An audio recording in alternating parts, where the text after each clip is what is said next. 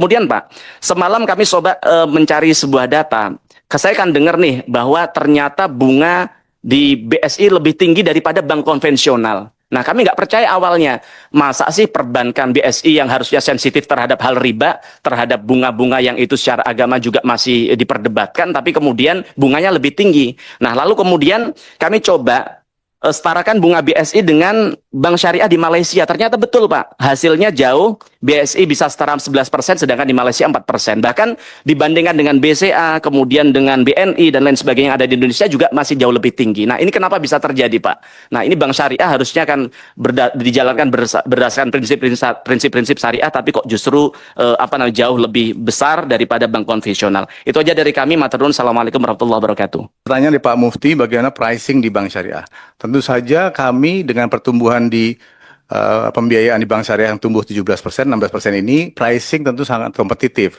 Mungkin nanti perlu kita lihat lagi perbandingannya, mesti dilihat bagaimana skemanya akadnya. Mungkin akadnya perlu kita lihat, karena di kami akadnya bisa murabahah, bisa musyarakah. Itu yang bisa kita lihat, apakah akadnya jual beli atau bagi hasil. Itu yang akan bisa kita perbandingkan dengan baik, karena tentu kita akan sangat kompetitif dengan pricing-pricing ada di market. Ada program-program juga. Jadi nanti kita bisa jawab secara tertulis yang tadi disampaikan.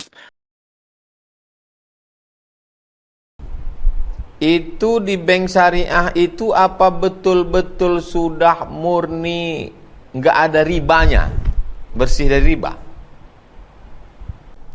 Taib, bismillah, alhamdulillah, wassalatu wassalamu ala rasulillah. Allahumma salli ala sayyidina Muhammad wa ala ali sayyidina Muhammad. Rabbi syrah li sadri wa yassir li amri wa hlul 'uqdatam min lisani yafqahu qawli. Saya sangat bersyukur sekali dapat kesempatan bisa berdiskusi bertatap muka langsung dengan tuan guru kita Profesor Dr. Haji Abdul Somad. Ini sebuah kesempatan yang sangat berharga bagi saya pribadi, dan mudah-mudahan hasil diskusi dan kita ngobrol-ngobrol tentang perbankan syariah dan keuangan syariah ini bisa memberikan sesuatu yang bermanfaat. Amin. Bagi masyarakat dan umat kita, insya-Allah. Terkait pertanyaan Tuan Guru tadi, itu merupakan pertanyaan yang umum kita dengar di kalangan masyarakat kita, khususnya masyarakat kita yang Muslim, yang selama ini sedang berusaha mencari satu pola pendekatan pengelolaan keuangannya dengan pola syariah yang terbebas dari riba. Nah, pendirian bank syariah di Indonesia ini tidak terlepas dari upaya ulama-ulama kita yang ingin mencarikan satu terobosan atau jalan keluar bagi masyarakat kita untuk terlepas dari transaksi ribawi. Dan itu diawali pertama kali di era 90-an dengan digagasnya berdiri sebuah bank syariah pertama di Indonesia yang saat itu diresmikan langsung oleh Presiden RI Bapak Soeharto, yang kita kenal hari ini dengan nama Bank Muamalat Indonesia. Itu yang pertama? Itu yang pertama, di era 90-an. Dan setelah era 90-an itu berkembanglah banyak bank syariah yang menjadi sebuah jalan keluar yang tadi saya katakan bagi masyarakat kita untuk melakukan transaksi keuangannya dengan pola yang terlepas dari perkara-perkara ribawi yang selama ini dikhawatirkan oleh umat kita. Nah, dalam perjalanannya tentu saja ada dinamika bank syariah ini, tetapi kita akan terus menjaga bagaimana penerapan prinsip syariah di dalam pengelolaan bank syariah ini betul-betul sesuai dengan fatwa Dewan Syariah Nasional Majelis Ulama Indonesia. Karena di tahun 2004 dengan keluarnya fatwa nomor 1 disebutkan bahwa bunga bank itu identik dengan riba. Kita tahu bahwasanya riba itu secara qat'i di dalam nas Al-Quran maupun Sunnah itu sudah pasti hukumnya haram. Tetapi bunga bank mungkin qila wa qal, itu terjadi perselisihan dan perbedaan pendapat. Tetapi mayoritas ulama itu mengatakan bunga bank itu identik dengan riba, termasuk fatwa Majelis Ulama Indonesia nomor 1 tahun 2004 menyebutkan bahwasanya bunga bank itu identik dengan riba. Nah, kita mengacu kepada salah satu kaidah yang mengatakan hukmul hakim ilzamun wa yarfa'ul khilaf. Jadi satu keputusan yang dilahirkan oleh suatu otoritas yang berwenang itu merupakan keputusan yang bersifat mengikat dan mengangkat seluruh perbedaan pendapat. Maka dalam hal ini lahirnya Bank Syariah Indonesia itu mengacu kepada Qaror atau keputusan Fatwa nomor 1 tahun 2004 tadi. Nah, kalau kita lihat kenapa bank konvensional ini dikatakan haram dan kenapa yang menjadi solusi itu adalah bank syariah. Nah, di dalam Al-Quran dikatakan, ya ayyuhalladzina amanu la ta'kulu amwalakum bainakum bil batil illa an takuna tijaratan an taradim minkum. Nah, janganlah kalian sesama umat orang beriman itu saling memakan harta dengan cara yang batil. Tapi apa jalan keluarnya? Ada perdagangan yang menjadi jalan keluar dari riba tadi yang dilakukan secara suka sama suka di antara kalian. Nah, ada riba di sana. Nah, solusi dari riba apa? Bank syariah, kita tahu bahwasanya bank ini beroperasi juga dalam rangka untuk mencari profit. Tapi bukan profit yang berdasarkan dari riba. Bukan bunga. Nah, lantas bagaimana bank syariah ini mendapatkan profit? Nah, dalam Islam ada solusi yang ditawarkan sebagai ganti atau substitusi dari riba tadi, dari bunga tadi. Apa? Nah, di dalam bank syariah ada 3 konsepsi, 3 akad yang digunakan sebagai pengganti dari bunga. Yang pertama kita kenal dengan akad transaksi jual beli, al-bay'. Kemudian yang kedua solusinya dengan akad yang kita kenal dengan akad ijarah, sewa menyewa. Dengan variannya nanti ada ijarah muntahiyah bitamlik, ya. Kemudian solusi yang ketiga itu adalah akad yang kita kenal dengan akad skema bagi hasil, yaitu mudharabah dan musyarakah. Nah, bank syariah mendapatkan profit dari 3 skema ini, Ustaz. Jual beli, Dengan sewa jual beli, menyewa, sewa bagi menyewa, hasil. dan bagi hasil. Nah, dari sisi bank ini kan fungsinya menghimpun dana dari masyarakat. Bagi yang berkelebihan dana, dia simpan di bank. Kemudian oleh bank, dana ini, dana masyarakat yang dititipkan pada bank ini disalurkan kembali dalam bentuk kredit atau pembiayaan untuk memberikan bantuan pendanaan bagi masyarakat yang defisit dana. Nah, dari sisi pendanaan, kita menggunakan akad mudharabah dan akad wadi'ah. Akad wadi'ah itu adalah akad titipan, akad mudharabah adalah akad bagi hasil. Nah, Ketika saya meletakkan uang di bank, ada 2 kemungkinan. betul. Pertama, ini bank tolong jaga uang saya 100 juta misal. Itu wadi'ah. Nah, Ustadz, berarti ada 2 skema akad yang bisa digunakan di dalam penghimpunan dana. Bisa menggunakan akad wadi'ah, bisa menggunakan akad mudharabah. Nasabah Jadi dari awal kita udah tahu Dari awal akad sudah ini tahu. wadi'ah. Akad ini wadi'ah atau akadnya mudharabah. Apa bedanya? Bedanya kalau wadi'ah itu dia titipan. Titipan ini bisa diambil sewaktu-waktu oleh si pemberi titipan. Nah, penerima titipan dalam hal ini bank juga sewaktu-waktu nasabahnya meminta dananya kembali juga siap untuk memberikan kembali dana itu. Hanya saja pendapatan dari pengelolaan dana nasabah ini itu adalah hak mutlak dari bank. Gitu. Adapun nanti ada manfaat atau hasil dari pengelolaan dana itu ingin dia berikan kepada nasabah sebagai hadiah atau bonus, itu sifatnya sukarela. Tidak ada kewajiban dari bank. Sifatnya sukarela, itu wadi'ah. Nah, tetapi dalam konsep mudharabah harus ada bagi hasil di antara kedua belah pihak. Kalau mudharabah, nasabah berinvestasi dana sebesar 100 juta kepada bank, itu bank akan mengelola dana tadi. Hasil pengelolaan dana tadi dibagi berdua dengan nasabah pemilik dana. Dengan rasio katakanlah misalnya 50-50 atau 60-40 atau 70-30. Itu disebut dengan nisbah. Nisbah itu wajib ada di dalam akad mudharabah Di awal. dan dipastikan dia harus tercantum di dalam akad pembukaan rekening di awal. Itu karakteristik dari mudharabah, harus ada nisbah. Nah, bedanya dengan bunga, Ustaz, kalau di konvensional itu bunga sudah dipatok di muka. Berapapun hasil dari pengelolaan dana tadi, angka yang sudah dipastikan di muka itu harus dipenuhi. Dapat 5% misal. Misalnya dipatok di muka suku bunga tabungan sebesar 5%. Maka bank pada saat untung, pada saat rugi, pada saat impas wajib membayarkan 5% tersebut kepada si pemilik dana. Nah, 5% kali jumlah simpanannya. Gitu. Bedanya dengan mudharabah, kalau hasil pengelolaan dana tadi dapatnya besar, maka pembagiannya juga besar. Kalau dapat hasil pengolahan dana tadi kecil, maka juga pembagian juga kecil berdasarkan nisbah tadi. Nah, itu dia perbedaannya. Jadi pembagiannya dari hasil, bukan dari persentase tertentu dari pokok hutang, pokok dana yang diinvestasikan.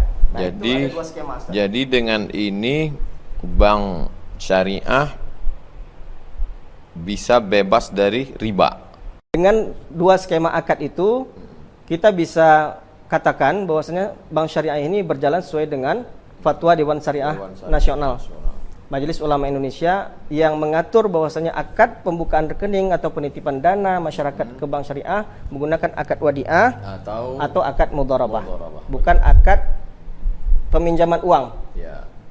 Karena yang disertai dengan kelebihan. karena pinjam uang bayar uang riba. Oke, jelas. Jadi jamaah kalau mau meletakkan uang, pastikan dulu akadnya wadiah atau mudharabah supaya keluar dari riba. Kemudian bagaimana ceritanya ini Ustadz Noki? Bank syariah itu return yang diterima 0%. Return yang diterimanya bank syariah itu bahwasanya ada pendapatan yang spesifik hanya ada di bank syariah, yang berbeda sama sekali dengan pendapatan bunga. Kalau nasabah kredit di bank konvensional, dia meminjam uang kepada bank, kemudian dia membayar kelebihan dari pinjaman itu.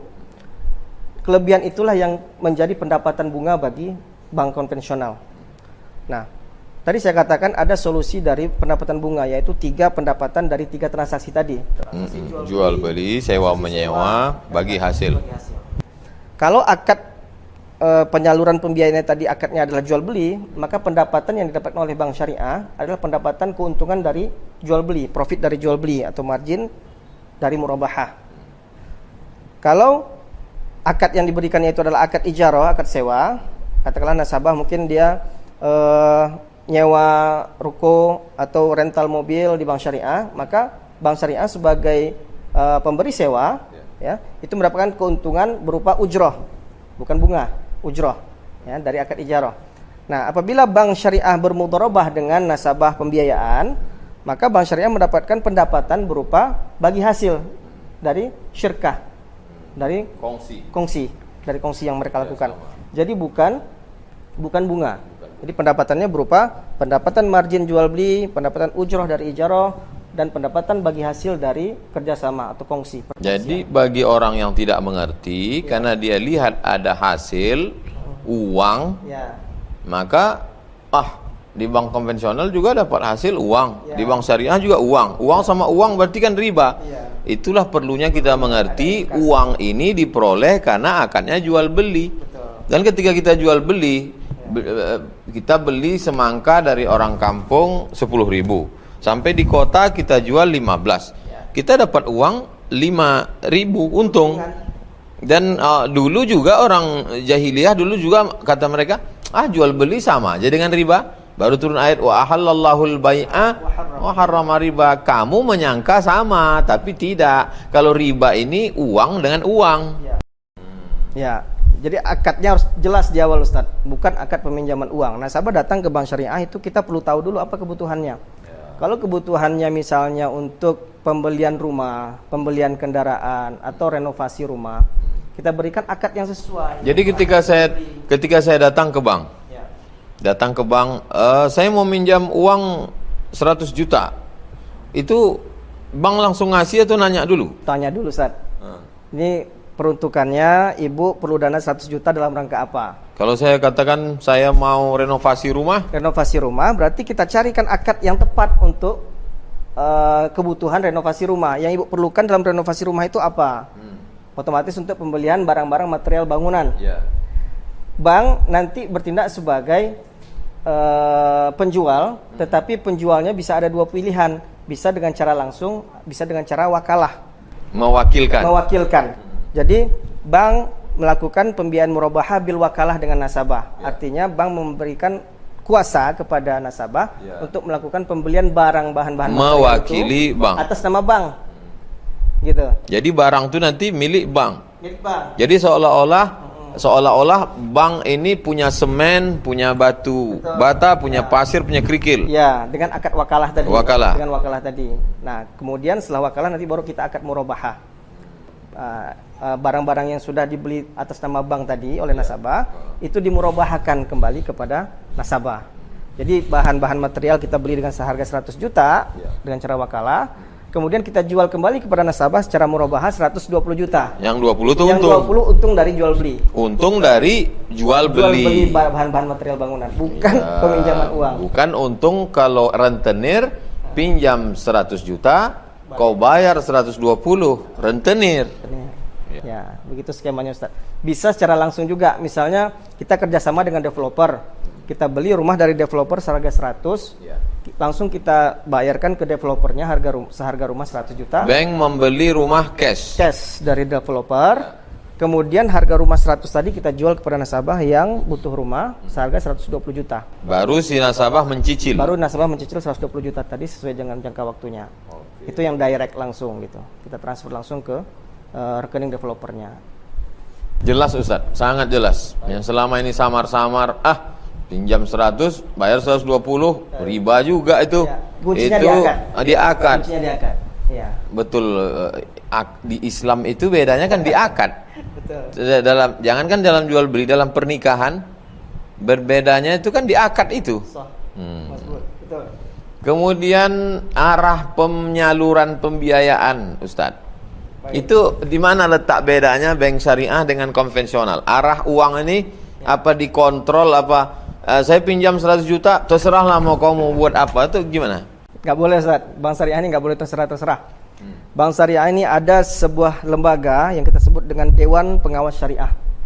Dewan Pengawas Syariah ini ada di setiap bank syariah yang tugas dan fungsinya adalah memastikan bahwasanya operasional dan produk yang dikeluarkan oleh sebuah bank syariah itu sudah memenuhi prinsip syariah berdasarkan fatwa-fatwa yang dikeluarkan oleh Dewan Syariah Nasional Majelis Ulama Indonesia.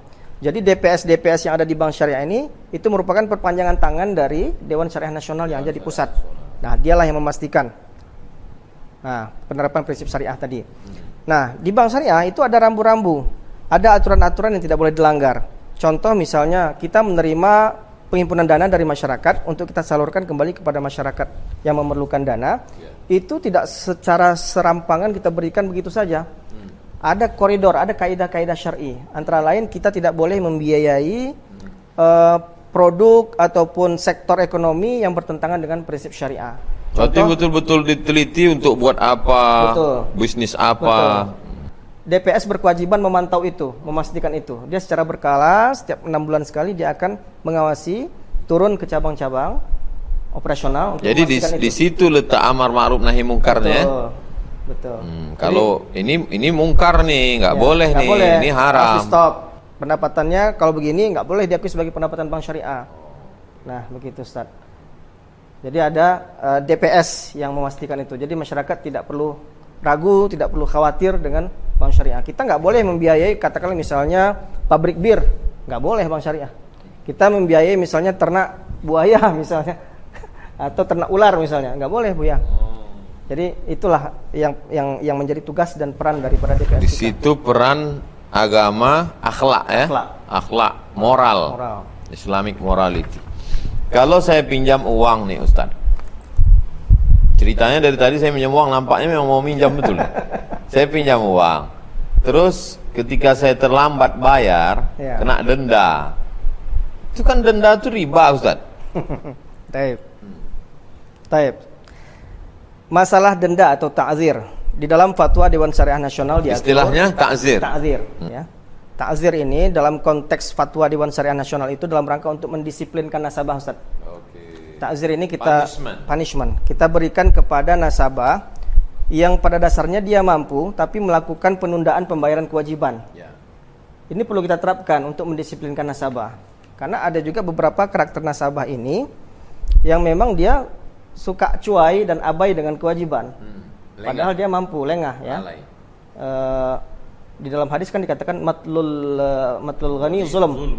Matlul ghani zulm. Ya, jadi orang yang kaya mampu dia menunda-nunda pembayaran kewajiban, itu dosa, sebuah kezaliman. Kita perlu membentengi bank syariah dari oknum-oknum seperti ini Ustaz. Karena berefek ke peminjam yang lain. berefek kepada nasabah yang menitipkan dananya ke bank. Mereka tidak akan mendapatkan bagian bagi hasil. Gitu Ustaz. Nah, jadi konsepnya apa bedanya denda di bank syariah dengan bank konvensional? Denda di bank syariah bukan riba. Kenapa? Karena pertama, dalam rangka untuk mendisiplinkan nasabah ta'zir. Yang kedua, denda yang diterima oleh bank syariah itu tidak boleh diakui sebagai pendapatan bank syariah. Bukan pendapatan. Bukan pendapatan bank syariah. Kalau di bank konvensional dia dianggap Adalah sebagai pendapatan. pendapatan. Itu yang akan dibagi ke. Itu yang akan dibagikan kepada pemilik dana, kepada pemegang saham dan seterusnya. Kemana dibukukan? Dibukukan di pos yang namanya dana kebajikan, Qardul Hasan. Itu yang disebut masalih ammah. Masalih ammah. Untuk kepentingan masyarakat umum. Itu yang kedua. Yang ketiga, benefit atau manfaat yang dirasakan oleh dari penghimpunan denda atau ta'zir ini bukan bagi bank, ya, bukan bagi mukrid. Kan kullu qardin jarra naf'an fahuwa riba. Jadi naf'an atau manfaat itu apabila dinikmati oleh si mukrid, maka itulah riba. Dalam hal ini bukan mukrid, bukan bank yang menikmati, bukan si pemberi pinjaman, bukan si bank, tetapi masalih ammah. Kepentingan umum, masjid, pondok pesantren, fakir miskin, anak yatim, duafa. Jadi dengan tiga alasan itu bukan pendapatan bank, dan dia sebagai hukuman supaya jangan jerah, memberikan efek jerah, disiplin, dan kalaupun diperoleh itu akan disalurkan untuk kepentingan umum. Situ letak bedanya dengan konvensional. Itu diatur oleh Fatwa Dewan Syariah Nasional. Dewan Syariah Nasional ini apa? Dewan Syariah Nasional ini merupakan satu lembaga otoritas independen yang ada di organ Majelis Ulama Indonesia. Ngikutnya ke Majelis Ulama Indonesia. Majelis Ulama Indonesia yang tugas dan fungsinya memberikan fatwa di bidang perbankan dan keuangan. Jadi lembaga-lembaga keuangan yang syariah itu harus mengacu kepada fatwa-fatwa yang sudah diterbitkan oleh lebih Dewan khusus Syariah lagi seperti label halal, cuman lebih khusus ya untuk lembaga keuangan. Khusus untuk lembaga keuangan. Jadi fikihnya itu kan bisa beda-beda Ustaz. Ya. Tapi karena ada DSN ini, maka fikih yang kita pakai adalah fikih DSN. Fikih DSN. Ya. Karena itu yang hukmul hakim. Ya, hukmul hakim ilzam. Ya. Contohnya kalau di negara-negara lain mungkin mereka bisa lebih longgar, bisa lebih mutasyaddid fikihnya. Beberapa produk-produk diterapkan di Malaysia tapi tidak diterapkan di Indonesia dan di Timur Tengah. Karena fakta wakiknya berbeda. Fakta wakiknya berbeda. Jadi DSN setiap negara itu beda-beda. Istimbat ahkamnya beda-beda tergantung dengan konteks yang dihadapi, situasi kondisional yang dihadapi oleh suatu masyarakat. Kalau di bank konvensional disebut kredit, di bank syariah pembiayaan. Ya. Itu kan sama kalau ada orang awam begitu sampai dia nggak ngerti kredit pembiayaan, yang penting pulang bawa uang. Ya. Nah, itu gimana? Itulah perlunya kita tahu tentang bank syariah. Perlunya kita tahu tentang akad-akad muamalah. Kita perlu tahu apa bedanya antara qard dengan al-bay', jual beli. Oke, sebelum Ustaz lanjutkan. Tadi Ustaz cerita di awal tentang baik jual beli, tentang ijarah sewa menyewa, tentang mudharabah bagi hasil. Ustaz cerita tentang qard, kemudian muqrid, pemberi pinjaman. Sementara istilah-istilah ini ada dalam fikih muamalah. Sementara kalau kita lihat, coba kita perhatikan di masjid-masjid kita. Masjid kajiannya tafsir ada, kajian hadis ada, kajian akidah oke, kajian akhlak oke. Tapi kalau udah kaji masalah ini, Fikih muamalah. fikih muamalah. Jadi saya pikir kalaulah ada satu malam khusus di antara, misalnya Senin malam Selasa akidah karena penting, Selasa malam Rabu fikih, Rabu malam Kamis akhlak. Ada satu malam fikih muamalah. Fikih muamalah, Ustaz ya. Jadi ketika orang mengkaji ini namanya jual beli, cara ngambil untungnya begini. Ini namanya taukil. Tadi Ustaz ada cerita tentang taukil, mewakilkan, wakalah. Ini namanya muqrid, ini namanya qardul hasan, ini namanya. Jadi barulah connect antara bank syariah ini secara teoritisnya di masjid, prakteknya di bank syariah. Jadi masalah. Oke Ustaz, lanjutkan. Baik. Jadi kita perlu tadi yang beliau sampaikan, Tuan Guru sampaikan, kita perlu edukasi ke masyarakat tentang fikih muamalah dan keuangan Islam, wabil khusus tentang perbankan syariah ini. Perlu ada satu sesi atau satu kajian tematik yang kita florkan, kita tawarkan kepada masyarakat untuk masyarakat juga bisa menimba ilmu dari halaqah-halaqah keilmuan di bidang fikih muamalah, dan itu sudah mulai akan digagas di Yayasan Tabung Wakaf Umat ini, Tuan Guru. Jadi di samping masyarakat nanti juga belajar tentang tafsir, tentang hadis, bahasa Arab dan seterusnya, kita juga nanti akan buka kelas tentang fikih muamalah. Bisa juga nanti dalam bentuk konsultasi syariah di bidang fikih muamalah dan keuangan Islam. Kita punya banyak asatis yang bisa untuk nanti memberikan ilmunya, Spesialisasi. sumber spesialisasi di bidang itu. Gitu. Jadi nanti di samping fikihnya kita ajarkan, praktiknya juga nanti bisa kita lihat di bank syariah seperti apa. Kemudian juga nanti kita bisa menjadi bank nasabah di bank syariah gitu. Jadi ini bagian dari kita proses untuk memasyarakatkan bank syariah ini, dan bagaimana membumikan ekonomi syariah ini bisa dirasakan oleh masyarakat. Jadi sosialisasi bank syariah itu bukan tablik akbar, bukan iklan, tapi justru kajian di masjid-masjid. Padahal selama ini kalau saya pernah nanya ke Ustadz Safi Antonio, apa penghalang kita memajukan ekonomi syariah? Kata beliau, pertama support pemerintah, yang kedua biaya iklan mahal. Padahal kalau setiap ustadz ngajinya tentang ijarah, tentang qard, tentang bai', tentang mudarabah, tentang murabahah, tentang taukil, tentang baru disitulah kadang kita ini kan kalau ngaji fikih itu seolah-olah 700 tahun yang lalu, abad-abad dulu, abad-abad kejayaan masa Bani Umayyah, Bani Abbasiyah. Padahal sebetulnya real di bank syariah saat ini. Beda murabahah dengan mudharabah dan produk-produk yang lain. Bisa Ustaz jelaskan? Baik. Murabahah berasal dari kata ribhun, yang berarti untung. Murabahah adalah jual beli tegaskan untung. Dan inilah produk yang paling banyak dan umum dilakukan di bank syariah. Jual beli tegaskan untung. Bank syariah beli harga pokok, kemudian diambil keuntungan dari harga pokok itu, harga pokok barang, kemudian dijual sebagai harga jual. Jadi bank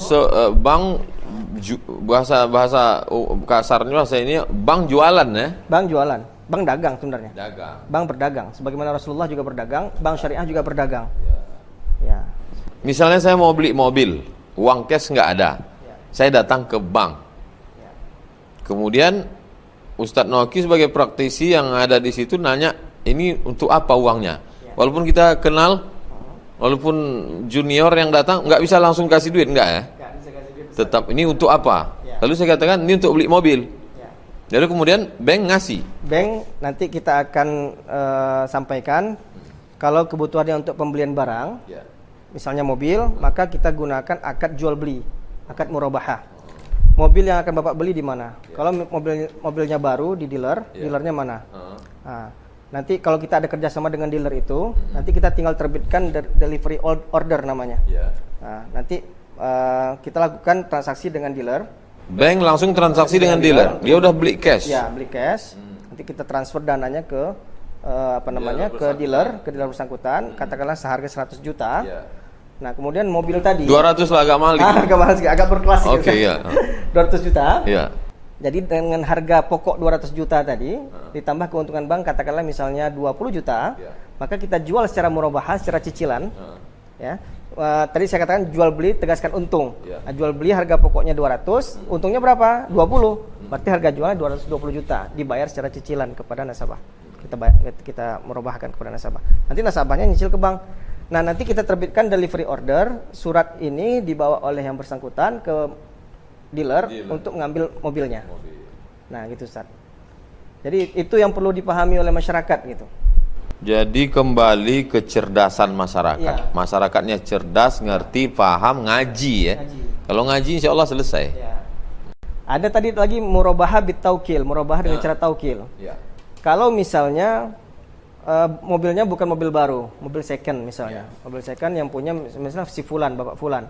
Dan bank syariah mungkin tidak kenal dengan Bapak Fulan. Nah, kita bisa lakukan dengan cara taukil.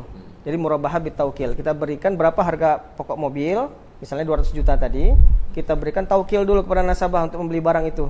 secara taukil atas nama bank. Kita berikan 100 juta, Bapak silakan bayar dana itu ke mobil Bapak Fulan untuk membeli mobil Bapak Fulan. Nah, setelah nanti mobilnya dibayarkan, kita akad murabahah. Itu murabahah. Kalau mudharabah, Kalau mudharabah itu kerjasama bagi hasil, kongsi, Ustaz. Dalam rangka untuk katakanlah misalnya untuk modal kerja usaha. Nah, modal kerja usaha ini kita berikan misalnya modal kerja usaha 10 juta. Nanti 10 juta ini katakanlah untuk dagang, misalnya untuk tahu ya, dagang tahu misalnya Ustaz ya, tahu goreng gitu. Nah, berapa penerimaan setiap bulan dari dagang tahu goreng ini, itu yang dibagi hasilkan dengan Bank Syariah sebagai pemilik modal, sebagai sahibul mal. Mudharibnya adalah si pedagang tahu, mudharibnya. Nah, kita berikan 10 juta, dia putar uang itu, katakanlah dalam sebulan dia mendapatkan keuntungan 100 ribu, maka 100 ribu itulah dibagi berdua, sesuai dengan nisbah tadi. ya nisbah di Nisbah awal. tadi. Ya, beda dengan murabahan tadi. Kalau ini berdasarkan hasil yang diperoleh. Diperolehnya 100 ribu, bagilah kalau 50-50 ya 50 ribu untuk bank, 50 ribu untuk nasabah. Kalau dapatnya 1 juta dari hasil pengelolaan tahu tadi, 500 ribu kita. Nah, gitu Ustaz. Ada produk lain selain murabahah, mudharabah? Juga ada produk di Bank Syariah itu ijarah. Ijarah itu diperuntukkan untuk pembiayaan dalam rangka untuk jasa, Ustaz. Ijarah multi jasa kita sebut. Itu dalam rangka untuk biaya pendidikan, untuk biaya katakanlah kita ingin umroh atau traveling tapi tak punya uang cash, tapi nanti bisa mengajukan pembiayaan ke Bank Syariah, nanti Bank Syariah akan bantu fasilitasi dengan akad ijarah multi jasa. Banyak varian-varian produk lain yang ada di Bank Syariah yang bisa dinikmati oleh masyarakat, dan masyarakat tidak perlu sanksi bahwasanya produk-produk ini seluruhnya sudah mendapatkan kajian dari Dewan Pengawas Syariah kita sebelum produk itu kita luncurkan ke masyarakat. Begitu Ustaz.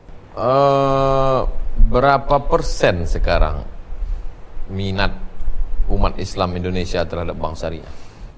Kalau kita tarik dalam skop yang lebih luas secara nasional, memang persentase market share pangsa pasar perbankan syariah terhadap perbankan nasional itu masih di bawah 7%, Ustaz. Jadi 93 konvensional. 93 masih. Apa penyebabnya, Ustaz? Padahal kita aja umroh terbesar, umat Islam terbanyak. Ya mungkin banyak pakar yang sudah menganalisis kondisi ini. Salah satunya mungkin Ustadz udah ngobrol juga dengan beberapa pakar ya. Ya mungkin kurangnya sosialisasi itu tadi Ustadz. Padahal dari penjelasan Ustadz tadi simple, sederhana sebenarnya Ustadz. Tapi ini yang belum optimal kita lakukan. Diharapkan nanti ini bisa menjadi PR lah bagi seluruh stakeholder, bukan hanya pelaku pegiat bank syariah saja, tapi seluruh pemangku kepentingan dari lembaga keuangan syariah ini juga ikut andil di sana, menyampaikan, memberikan sosialisasi, memberikan pemahaman tentang bank syariah itu sendiri kepada masyarakat. Dan ini bagian dari amar ma'ruf. Bagian dari amar ma'ruf. Sekaligus nahi mungkar. Amar ma'ruf membangkitkan ekonomi, nahi mungkar mencegah orang dari riba. Sekali jihad dia bank syariah, amar ma'ruf nahi mungkar. Masya Allah. Jadi sebagai pemilik uang, orang yang punya uang, ya dia alihkan ke mestinya bank syariah. Kemudian orang yang punya kekuasaan, dia dukung, dia support dengan kekuasaan. Kemudian seperti yang di Bank Aceh bisa berubah jadi bank syariah. Masuk Bank Aceh, Bank NTB itu menambah pangsa pasar perbankan syariah sesungguhnya kan. Nah, dulu mungkin hanya 5%. Sekarang dengan bergabungnya dua bank BPD itu menjadi bank syariah, akan semakin menambah pangsa pasar perbankan syariah. Bahkan ke depan juga nanti ada gagasan dari Kementerian BUMN akan memerger 3 bank syariah BUMN menjadi satu bank. 3 BUMN jadi satu bank. 3 bank BUMN syariah akan menjadi satu bank, sehingga secara permodalan dia lebih kuat untuk menghadapi persaingan perbankan di masa yang akan datang. Kalau bank muamalat ini kan bank yang berdiri sendiri, Ustaz. Ya. Kalau yang bank sifatnya menginduk ke bank konvensional itu gimana bedanya? Yang Ustadz maksud mungkin yang disebut dengan unit usaha syariah. Jadi bank umum konvensional dia memiliki unit usaha syariah. Inilah yang bank syariah ini. Syariah Windows namanya. Jadi dia induknya bank konvensional, Ya. dia punya Islamic Windows, punya unit usaha yang bergerak di bidang syariah.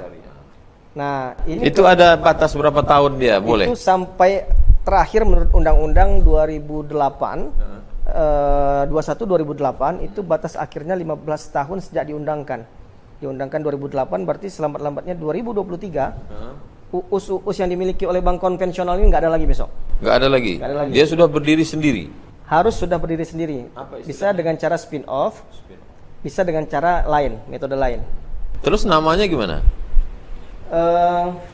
Banyak sekarang bank-bank syariah sudah melakukan spin off. Maksudnya UUS yang sudah melakukan spin off. Contohnya dulu bank BNI konvensional dia dulu punya UUS, unit usaha syariah. Dia mengambil pilihan spin off, memisahkan UUS ini menjadi bank sendiri yang kita kenal sekarang dengan BNI Syariah. BNI Syariah tidak menginduk ke BNI? Enggak. Dia sudah berdiri sendiri, sudah manajemen sendiri. Dia sudah menjadi bank umum syariah. BNI Syariah. Iya. Ya, kemudian juga bank BJB, Bank Jabar Banten punya UUS.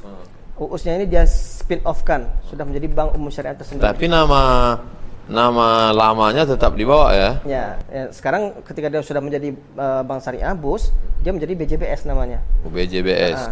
Termasuk juga kita di Bank Rio Kepri di daerah kita ini, di provinsi kita ini, Bank Rio Kepri. Bank Rio Kepri ini punya unit usaha syariah yang sudah berdiri sejak 2004. Jadi udah 16 tahun usianya Ustaz. Dan pilihan kita waktu itu spin off pertama, tapi kemudian pemegang saham mengambil opsi lain dengan menetapkan kita akan melakukan konversi. Artinya tidak ada lagi bank konvensional. Total semua jadi syariah? Total besok menjadi bank syariah sebagaimana yang dilakukan oleh Bank NTB dan Bank Aceh, yang sudah lebih dahulu dari kita, Ustaz. Jadi mudah-mudahan dengan konversinya nanti Bank Rio Kepri ini menjadi bank umum syariah akan menambah semakin besar kuatlah ekonomi syariah. Perbankan syariah ini di level nasional kita, Ustaz. Mohon doanya, Ustaz. Insyaallah, barakallah. Jelas sekali apa yang disampaikan oleh Ustaz Noki Safriyadi. Beda memang kalau orang yang kadang ada orang ngomong teori, definisi berputar-putar. Kita pun yang mendengar kepala kita berputar-putar, mata kita betul-betul tapi tak paham. Ustaz Noki sebentar aja kita paham. Mudah-mudahan yang selama ini masih ragu bisa dia alihkan. Pindah, saya selama ini kan cuma ceramah aja, pindahkan ke bank syariah, tapi pas ditanya gimana nih Pak Ustadz, sudah begitu fatwa DSN. Tapi Ustadz Noki menjelaskannya. Ada hal lain yang ingin Ustadz sampaikan? Kita ingin bagaimana kita ikut menjadi andil bagi pertumbuhan dan perkembangan perbankan syariah ini supaya menjadi lebih baik, lebih dinamis, lebih bisa memberikan maslahat bagi masyarakat dan umat. Jangan sampai kita tidak ikut menjadi bagian dari itu. Punya andil. Punya andil, Ustaz.